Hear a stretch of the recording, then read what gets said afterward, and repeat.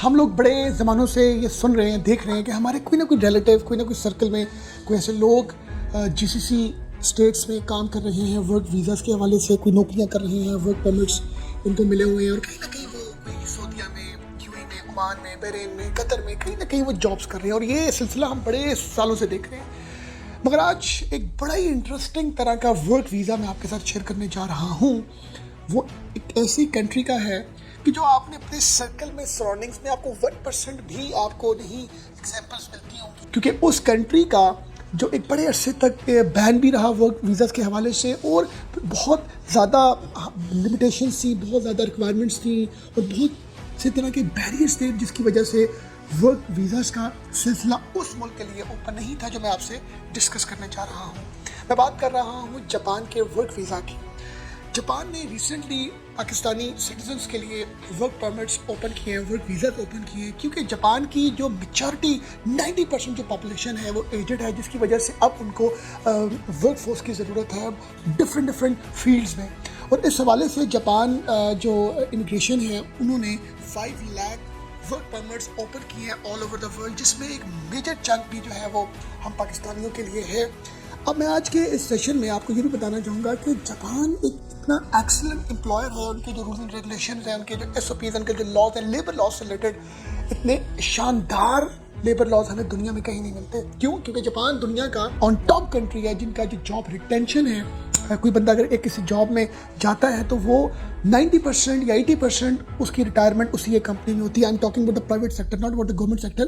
कि अगर आप किसी कंपनी में किसी भी डेजिग्नेशन में आप चले गए हैं, आपकी प्रमोशन होते होते आप उसी कंपनी में जो है वो सर्व करेंगे। ये उनका 80% उनकी ये है कि वहाँ पर जॉब रिटेंशन इतना अच्छा। क्यों? क्योंकि बेनिफिट्स, वेज रेट्स, आपकी सैलरीज, आपके पर्क्स, प्रमोशंस, आपके ओवर टाइम, इन सब चीज़ों में जापान कमाल का कंट्री है।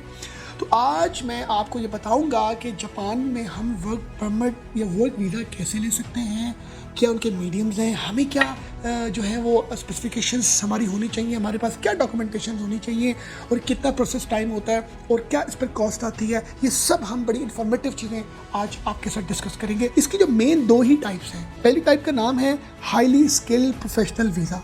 अब ये जो कैटेगरी है ये उन लोगों के लिए जिनकी एजुकेशन मिनिमम बैचलर्स या मास्टर्स है। इसमें हमारे पास हम जिस भी डिपार्टमेंट में पाकिस्तान में काम कर रहे हैं, कहीं पर भी हमारी मतलब सर्विसेज दें, तो हमारे पास कोई ना कोई रेलिवेंट वर्क एक्सपीरियंस का होना ज़रूरी है। जो फ्रेश एप्लीकेंट्स हैं वो इस वीज़े की एलिजिबिलिटी को मीट नहीं करते। तो हम अगर इस हाईली स्किल्ड प्रोफेशनल वीज़े की तरफ इफ वी आर इंटरेस्टेड, तो हम लोगों का जो वर्क एक्सपीरियंस है वो होना चाहिए। हमारे पास बैचलर्स की डिग्री होनी चाहिए, मास्टर्स की डिग्री होनी चाहिए, हमारे पास कोई अच्छा एक्सपीरियंस होना चाहिए, तो फिर हम इस वीज़े के लिए एलिजिबल बनते हैं। अब इस वीज़े का जो ड्यूरेशन है वो 1 ईयर का भी है, 2 ईयर्स का भी है, मैक्सिमम ये 5 ईयर्स तक जाता है। तो इस वीज़े में हम तभी अप्लाई कर सकते हैं जब हमारे पास कोई वर्क एक्सपीरियंस हो, डिग्री हो, फिर हम इस वीज़े के लिए उसकी क्राइटेरिया को मीट करते हैं। सेकंड जो इसकी टाइप है वो है जापान वर्क वीज़ा। इसके लिए आपको कोई ऐसी एजुकेशन, डिग्री, कोई वर्क एक्सपीरियंस की ज़रूरत नहीं है। एक सिंपल सा वर्क वीज़ा है जिसमें जो ऑर्डिनरी वर्क एक्सपीरियंस के लोग हैं, ब्लू कॉलर कैटेगरी के लोग हैं, जिनके पास ड्राइवर्स हो गए, लेबरर्स हो गए, मेसन हो गए, जो टेक्निकल मतलब जो लोग हैं जिनके पास सिर्फ थोड़ा सा एक्सपीरियंस है, ऑन हैंड एक्सपीरियंस, बट कोई उनके पास डॉक्यूमेंटेशन नहीं है, तो वो भी इस वीज़े के लिए एलिजिबल हो सकते हैं। इसकी भी जो मिनिमम ड्यूरेशन 1 ईयर है, अप टू 5 ईयर्स है। ऑब्वियसली 5 ईयर्स के बाद हम इसको रिन्यू करवा सकते हैं। उन्होंने ये अपनी वेबसाइट में ओपन की हुई है। वहाँ पर उनको प्रोफेसर्स चाहिए, क्योंकि एक बहुत बड़ा बैरियर है इंग्लिश का, जापानीज़ लैंग्वेज वर्सेस इंग्लिश। तो उनको वो लोग, वो प्रोफेसर, वो टीचर्स चाहिए जिनकी इंग्लिश स्किल्स अच्छी हों। नंबर 2 उनको आर्टिस्ट चाहिए, उनको जर्नलिस्ट चाहिए। ब्लू कॉलर के हवाले से मल्टीपल कैटेगरीज हैं, जिसमें ड्राइवर्स हैं, जिसमें आपके लेबरर्स हैं, जिसमें आपके मेसन्स हैं। इस तरह की भी बहुत ज़्यादा एक डिमांड है। इसी तरह उनको अकाउंटेंसी से रिलेटेड लोग चाहिए, उनको लॉयर्स की रिक्वायरमेंट है। मेडिकल सर्विस में अगर हम बात करें, उनको नर्सेस की, डॉक्टर्स की, पैरामेडिक स्टाफ की, तो बहुत सी तरह की जॉब ओपनिंग इस टाइम पर आपको जो है मिनिस्ट्री ऑफ फॉरेन अफेयर्स की वेबसाइट में मिलेंगी, जो उन्होंने ओपन की हैं, जहाँ पर अगर हमारा कोई ना कोई ऐसा एक्सपीरियंस है इन फील्ड्स में या हमारे पास कोई डिग्री है, तो हम इन जॉब्स के लिए एलिजिबल हैं। इसी तरह अगर मैं बात करूँ इस वर्क वीज़ा के टाइम प्रोसेस की, तो यकीन करें ये टाइम ड्यूरेशन उतना ही है जितना यूए का टाइम ड्यूरेशन है। जैसे हम यूए में वीज़ा अप्लाई करते हैं तो हमें within a week 2 week हमें वर्क परमिट मिल जाता है। तो ये इतना इन्होंने फ्रेंडली कर दिया, इन्होंने प्रोसेस टाइम को इतना ईजी कर दिया है कि अब बड़ा आसान है जापान में जॉब करना, जॉब के लिए अप्लाई करना, जॉब ढूंढना और वहाँ तक पहुँचना। तो इसकी जो कॉस्ट है वो अराउंड कोई 3000 टू 6000 येन आती है इन वीज़ा के कॉस्ट के हवाले से। मैं आपसे बात कर रहा हूँ जिसमें गवर्नमेंट फीस है, जिसमें टेस्टेशंस हैं, मल्टीपल तरह की। आपको मैं एक आइडिया दे रहा हूँ कि 3000 से 6000 जो है इनका येन एक्सपेंस है वीज़ा, वर्क वीज़ा के प्रोसेस का। क्या क्या ऐसी रिक्वायरमेंट है जापान के वर्क वीज़ा से रिलेटेड? सबसे पहले तो आपको एक जॉब ऑफर लेटर आना चाहिए फ्रॉम द जापान एम्प्लॉयर, मतलब कोई ऐसा ऑफर लेटर जो कोई जापानीज कंपनी, कोई जापानीज कोई एंटरप्रेन्योर आपको अपने लेटर में एक जॉब ऑफर देगा। ये फर्स्ट डॉक्यूमेंट आपको चाहिए। फिर आपको ऑब्वियसली वैलिड पासपोर्ट चाहिए जिसकी एक्सपायरी मिनिमम जो उसकी रहती हो वो 1 ईयर से ऊपर हो, एटलीस्ट 6 मंथ से ऊपर हो। ज़्यादा बेहतर है कि आप जब भी ट्रैवल करें वर्क के हवाले से तो वीज़े को, अपने पासपोर्ट को रिन्यू करें या कोशिश करें कि 2-3-4 ईयर्स मिनिमम उसकी एक्सपायरी होनी चाहिए।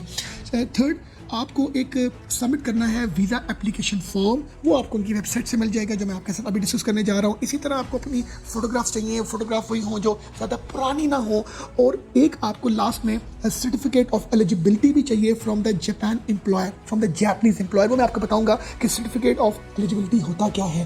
अब आप ये देखें कि ये इन्होंने अपना वर्क परमिट इतना आसान कर दिया है कि ये बेसिक डॉक्यूमेंट्स हैं।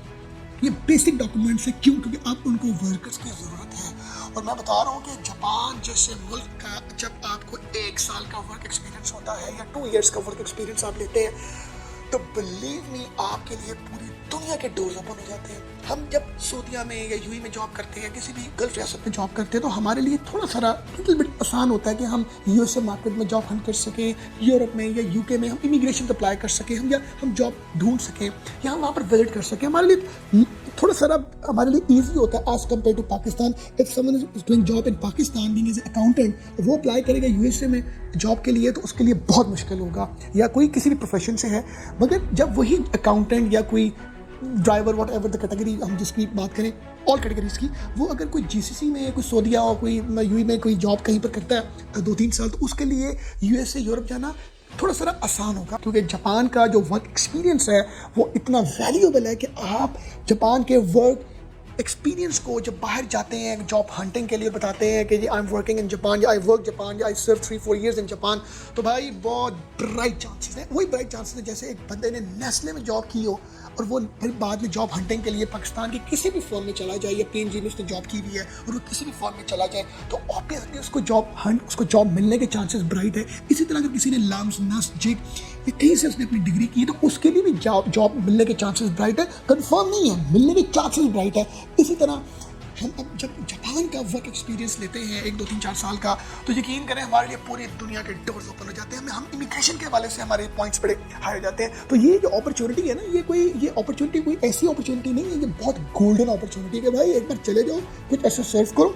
अगर आपका माइंड या इंटरेस्ट है तो आप उन मुल्कों में भी जा सकते हो जिन मुल्कों में जाने का हम लोगों का बहुत बड़ा ड्रीम होता है। अब हम बात करेंगे कि सर्टिफिकेट ऑफ एलिजिबिलिटी क्या होता है। ये एक ऐसा सर्टिफिकेट होता है जो बेसिकली आपको इशू करता है आपका एम्प्लॉयर। मींस कि आपका जो एम्प्लॉयर है जिसने आपको जॉब ऑफर लेटर दिया है, उसको आप अपने डॉक्यूमेंट सबमिट करवाते हैं, अपने सारे पर्टिकुलर सबमिट करवाते हैं। फिर वो जो सर्टिफिकेट ऑफ एलिजिबिलिटी है वो एम्प्लॉयर लेता है इमिग्रेशन सर्विसेज इन जापान, जो इमिग्रेशन डिपार्टमेंट है जापान में, वहाँ से वो सर्टिफिकेट ऑफ एलिजिबिलिटी लेगा, आपके वो सारे डॉक्यूमेंट्स, आपके वो पर्टिकुलर सारे लेके वो सबमिट करवाएगा इमिग्रेशन डिपार्टमेंट को जापान के, और फिर इमिग्रेशन डिपार्टमेंट एक सर्टिफिकेट इशू करेगी आपके पर्टिकुलर्स जो आपने उसको दिए होंगे। तो ये सर्टिफिकेट आपको मिलेगा अपने एम्प्लॉयर से और एम्प्लॉयर आपको उसको प्रोसेस करवाएगा। हम लोगों को जापान में जॉब ऑफर लेटर कैसे मिलेगा? क्योंकि हम तो पाकिस्तान बैठे हुए हैं, हम लोगों को तो अब जापान में जॉब ढूंढनी है।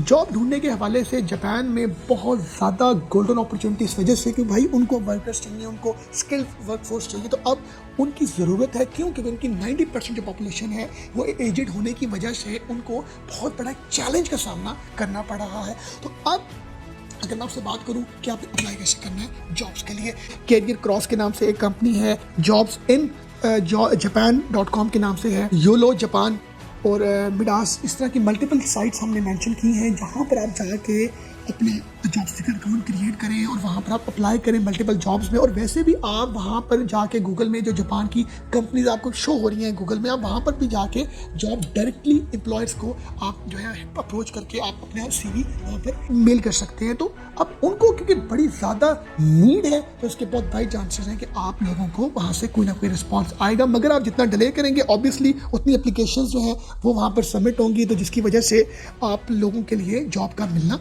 थोड़ा मुश्किल हो जाएगा जितनी ये चीज़ें प्रलॉन्ग होंगी। अब आपको जापान का ऑफर लेटर या जॉब एक आपको मिल गई वहाँ पर। अब आपने क्या करना है, आपने अपना जो जॉब ऑफर लेटर है और अपना जो सर्टिफिकेट ऑफ एलिजिबिलिटी जो आपका एम्प्लॉयर आपको बना के देगा, आपने ये कुछ पासपोर्ट, अपनी पिक्चर्स, ये बेसिक डॉक्यूमेंट्स लेके जो आपकी एम्बेसी है जापान एम्बेसी इन इस्लामाबाद, आपने वहाँ पर अपॉइंटमेंट लेके वहाँ पर आपने विजिट करना है।